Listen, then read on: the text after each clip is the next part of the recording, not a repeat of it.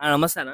నమస్కారం అండి. అన్న యూట్యూబ్లో అట్లా జోసఫ్ అని ఎవరైతే అలియాస్ రావణ అదే ఆయన ఏంటంటే నేను నాస్తికుడు అని చెప్పేసి ప్రతిసారి అంటున్నా. కానీ క్రిస్టియన్ మీటింగ్లో పోయి రాధా మనోహర్ దాస్ని అయితే తిట్టడం మీద జరిగింది. అలానే చంపుతామని చెప్పి ఇట్లాంటి బెదిరింపులు కూడా చేయడం మీద జరిగింది. అది ఎంతవరకు కరెక్ట్ అంటారు?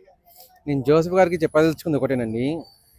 రాధా మనోహర్ దాస్ గారికి ఎంతైతే నాలెడ్జ్ ఉందో అందులో పొరపాటున 1% నాలెడ్జ్ ఉన్నా కూడా జోసెఫ్ అనేవాడు ఇండియాలో 80% ఉన్నాడు. అమెరికాకు పోయేసి అమెరికాని వెళ్దామని చెప్పి అనుకుంటాడు. అంతటి తెలివి తక్కువ వాడు అన్నట్టు ఈ జోసెఫ్ అనేటోడు. వాడు నేను నాస్తికుని అని చెప్పేసి అంటాడు. కానీ ఎప్పుడు మాట్లాడినా కూడా క్రిస్టియానిటీకి సపోర్టుగా హిందూయిజానికి వ్యతిరేకంగా మాట్లాడుతుంటాడు.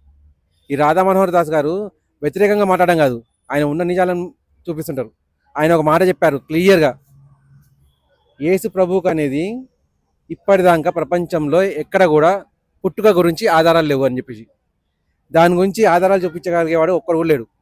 ఈవెన్ వాళ్ళ పోపు ఎవరైతే మెయిన్ పోపు ఉన్నారో ఆయన్నే క్లియర్ చెప్పిండు, నిజమే ఈవెన్ మా దగ్గర కూడా ఆధారాలు లేవు. మీ దగ్గర ఎలాగైతే రాముడికి ఆధారాలు నిరూపించారో అటువంటి ఆధారాలు అంటూ మా దగ్గర కూడా పుట్టలేవు. ఎందుకంటే మా దాంట్లో ఉన్న ఒకే ఒక ఆధారము యేసు ప్రభు పుట్టినప్పుడు నక్షత్రం మొలిచిందని చెప్పేసి. కానీ హిందూ సమాజం అంటే సనాతన ధర్మం ప్రకారము 1000 కోట్ల సంవత్సరాల క్రితమే నక్షత్రాలు ఉన్నాయని చెప్పి తెలుస్తుంది. ఆ ఒక్క మాట దగ్గర ఈ జోసెఫ్ అనేవాడు వీళ్ళలాంటి వాళ్ళు ఎంతమంది ఉన్నా కానీ నోరు మూసుకోవాల్సి వస్తుంది. ఇక రాధా మనోహర్ దాస్ గారు ఆయనకున్న నాలెడ్జ్కు ప్రపంచాన్ని ఏలొచ్చు. కానీ ఆయన అనుకునేది ఒకటే, ఇక్కడ ఉన్న సెక్యులర్లను మేల్కొల్పాలి, ఆ సెక్యులర్లను సనాతనంగా మార్చాలని చెప్పేసి. అందుకోసం చెప్పి ఆయన ఇక్కడ కట్టబడి ఉన్నారు.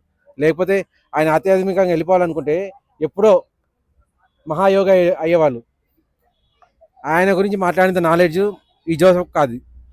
జోసెఫ్ గురించి చెప్పదలుచుకుంది ఒకటే, మీకు పొరపాటున ఏమైనా కావాలి అనుకుంటే మీకు నచ్చకపోయినా కూడా ఒక వారం రోజులు రాధా మనోహర్ దాస్ తోటి వెంట తిరగండి.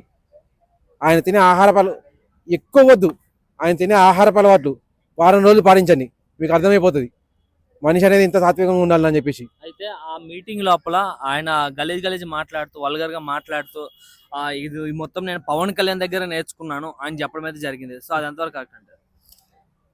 ఫస్ట్ ఆఫ్ ఆల్ వీళ్ళందరికీ వచ్చింది ఒకటేనండి, విషయ జ్ఞానం అని చెప్పేసి ఉండదు. కానీ ఏదైతే భూత పురాణం ఉందో అది వాళ్ళు ఎక్కడి నుంచి నేర్చుకుంటారో అందరికీ తెలిసిందే.